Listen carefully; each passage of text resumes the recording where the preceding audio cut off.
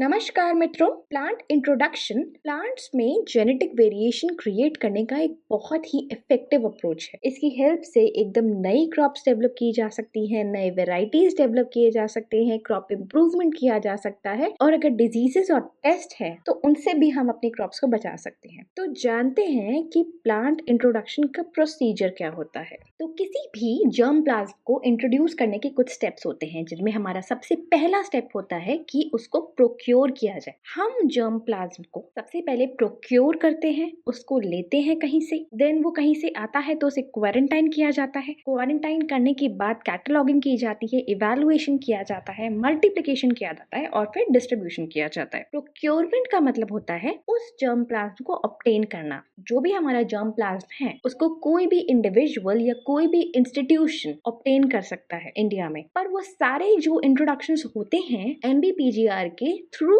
होने चाहिए। सो they are rooted through NBPGR. कोई भी इंडिविजुअल या इंस्टीट्यूशन दो तरह से जर्म प्लाज्म को प्रोक्योर कर सकता है। पहला कि वो डायरेक्टली किसी फॉरेन इंस्टीट्यूशन से रिक्वेस्ट करे और दूसरा कि वो एनबीपीजीआर से रिक्वेस्ट करे कि ये जर्म प्लाज्म उसको इंपोर्ट कराना है फ्रॉम दिस इंस्टीट्यूशन। इस तरह से कोई इंडिविजुअल या इंस्टीट्यूशन जो है जर्म प्लाज्म प्रोक्योर कर सकता है। पर फर्स्ट केस में जो रिक्वेस्ट अगर उसने डायरेक्टली सेंड किया है to an institution that is situated abroad, एक कॉपी उस रिक्वेस्ट की एनबीपीजीआर को भी देनी होगी। और अगर वो एनबीपीजीआर से रिक्वेस्ट कर रहा है तो एनबीपीजीआर को डिटेल्स देने होंगे कि किस तरीके का कौन सा जर्म प्लाज्म चाहिए, उसकी यूटिलाइजेशन क्या है और उसका पॉसिबल सोर्सेज क्या हो सकते हैं। तो ये जो जर्म प्लाज्म है इसको दूसरी कंट्री से एज अ गिफ्ट भी ऑब्टेन किया जा सकता है या फिर in exchange of germ plasm provided by NBPGR. तो एनबीपीजीआर ने किसी कंट्री को कोई जर्म प्लाज्म दिया है तो उसके एक्सचेंज में कोई जर्म प्लाज्म मिल सकता है, या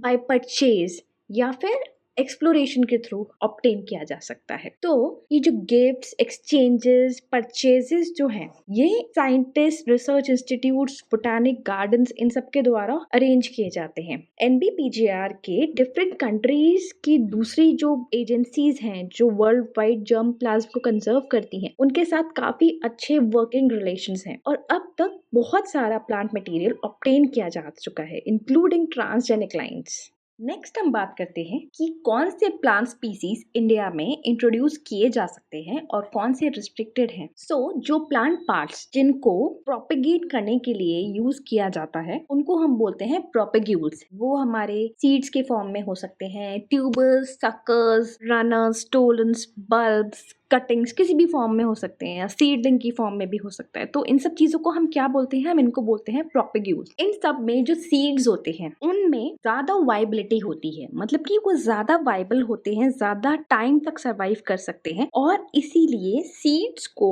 जनरली ऑब्टेन किया जाता है। जो हमारे सीड्स हैं उनकी पैकिंग भी इजी होती है as compare to other propagules. ऐसे कुछ प्रोपेग्यूल्स हैं, ऐसे कुछ प्लांट मटेरियल्स हैं जिनकी जो एंट्री है वो रिस्ट्रिक्टेड है इंडिया में। लाइक गिंड कॉटन जो होती है उसको प्रोहिबिट किया हुआ है पूरी तरह से।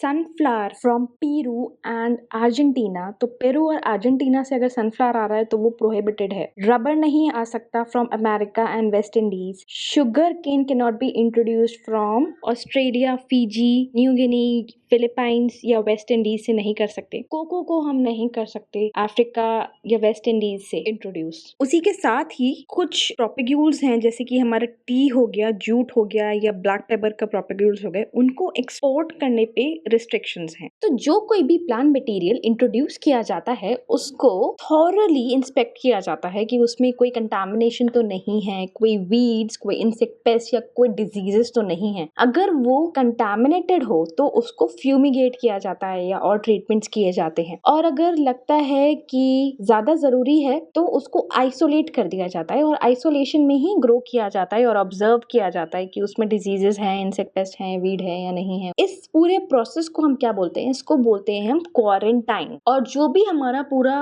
प्लांटिंग मटेरियल होता है उसको हम दो कैटेगरीज में ग्रुप करते हैं। पहला वो जो बल्क में इंपोर्ट हुआ है कंजम्पशन, सोइंग या प्लांटिंग के लिए, और दूसरा वो जो इम्पोर्ट हुआ है स्मॉल सैंपल्स में रिसर्च और कल्टीवेशन के लिए, जो बल्क में इम्पोर्ट हुआ है उसके क्वारंटाइन करने की जो रिस्पॉन्सिबिलिटी है वो पूरी होती है directorate of plant protection, quarantine and storage के पास, जिसको 1946 में क्रिएट किया गया था। उसके अलावा जो प्लांट प्रोड्यूस स्मॉल सैंपल्स में आता है रिसर्च पर्पसेस के लिए, उसका जो क्वारंटाइन प्रोसेस है वो NBPGR, botanical survey of India और FRI के द्वारा किया जाता है। सो जो प्लांट प्रोपेग्यूल्स हमारे एग्रीकल्चरल या हॉर्टिकल्चरल क्रॉप से रिलेटेड है तो वो NBPGR रिस्पॉन्सिबल होगा उनके लिए। अगर वो फॉरेस्ट ट्रीज से रिलेटेड है तो FRI, और अगर बाकी के जो भी हैं मेडिसिनल हो सकते हैं उन सब के लिए botanical survey of India responsible होता है। तो जो भी हमारा जर्म प्लाज्म इंट्रोड्यूस हुआ है उसे असेस किया जाता है कि उसमें वो ट्रेट्स हैं, वो क्वालिटीज हैं, वो फीचर्स हैं जो इम्पोर्टेंट है या नहीं है। जो ब्रीडर की रिक्वायरमेंट थी वो तो फुलफिल होनी चाहिए ना। सो इसीलिए इट इज वेरी इंपॉर्टेंट कि वो फीचर्स का